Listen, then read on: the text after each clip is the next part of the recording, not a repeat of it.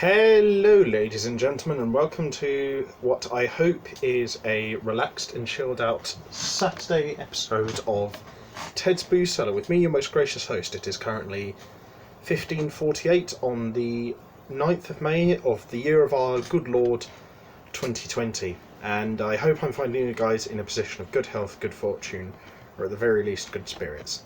And I thought, considering today's quite sunny and warm and sort of good summery, hearty weather that sort of,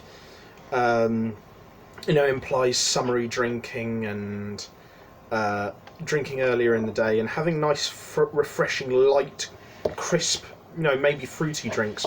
I thought I'd go for something that fits the theme of summer and British summer in particular, and and go for a Belgian drink instead. This is Lindemans Apple Lambic Beer, and yes, it is. It's Belgian. I thought it was Belgian, but it says it is on the bottle. I can't really obviously say a massive amount about this particular drink because, well, I mean, half of the writing is in Flemish, the other half is in French. So I do speak a tiny bit of French, but not really much. 25 centiliter, 3.5 alcohol percentage. I got this from the Wine Barrel alcohol and liquor store on Western Road in Brighton and Hove. This was about, I think this was £2.19, so it's quite reasonably priced for a beer bottle this size, I think, especially for something this out of left field. And this is basically apple flavoured beer, so I'm kind of hoping it's kind of like that cherry flavoured Belgian beer we tried recently.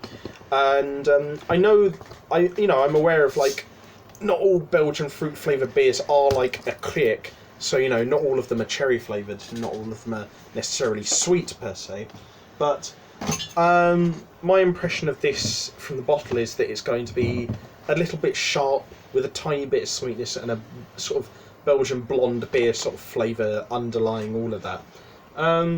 Quite a nice bottle design actually, and the label looks very pretty and sort of European, so I'll give that an 8.5 out of 10. But let's give it a sniff and see what our first impressions are like. Oh wow. Yeah, it literally does smell like Hoegaarden mixed with like fermented apples. It's quite sort of like a striking smell. But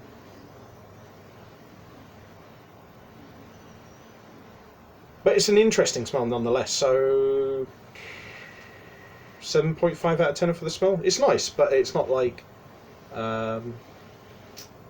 I don't know if I could sniff it for prolonged periods on end, but it's a good enough smell anyway. But, as always, we won't know what it's actually like until we actually taste it.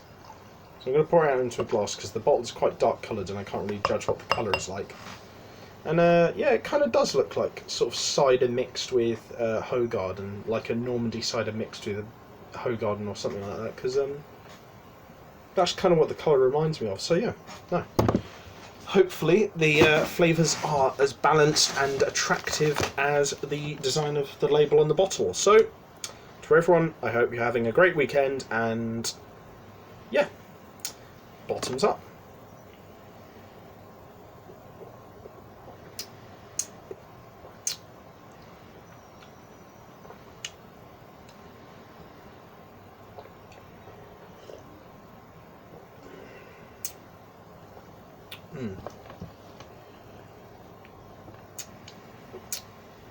Okay, there's a fair amount of fizz, but weirdly enough, even though fizz doesn't necessarily dictate whether or not the texture of a drink is smooth or not, the kind of fizz that there is in here would make you think that it's not the smoothest drink to go down, but it's very palatable, and it's a very, very smooth drink, a lot like a lot of other Belgian beers and ales. It doesn't like lacquer the skin off your mouth.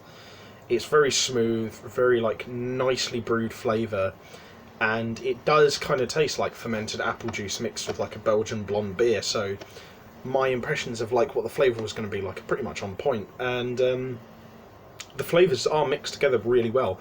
They work together in a very sort of relaxing, sort of warm, summery sort of like feel that refreshes you a bit and makes you feel like, oh yeah, this is like nice sort of summery drink.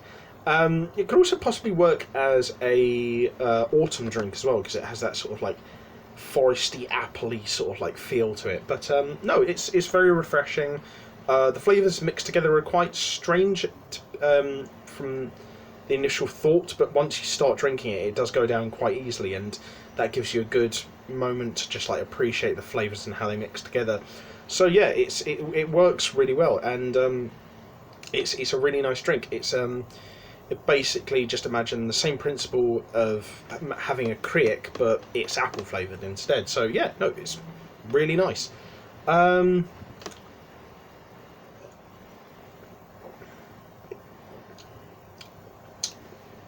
I don't know if I enjoy it as much as a kriek, but it is damn good. So 8.5 out of 10 for the taste. There's just like a little something in the back of my head where I think it lacks like the tiny bit of like pizzazz to push it up into a 9 or a 10 out of 10. But it is one of the better sort of like Belgian beers out there, so I would really recommend this, not just for some, but all beer drinkers. And it's kind of one of those things you've got to try at least once. So yeah, one of the best beers I've had in years, and a very interesting concept done well by the Belgians yet again. So yeah, 8.5 out of 10 for the taste. Would buy, would recommend for most circumstances, and would recommend to most alcohol and beer drinkers.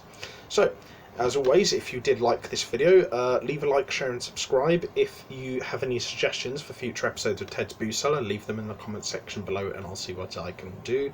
And if you're interested in any of my other online activities, I'll leave my social medias and other YouTube channels and the links to them in the video description below. And yeah, as always, have fun, stay safe with whatever you're doing, wash your damn hands, take care of your family, drink responsibly, know your limits. And I've been Ted, and I'll see you guys at the bar next time on Ted's Booze Cellar. Bye bye for now.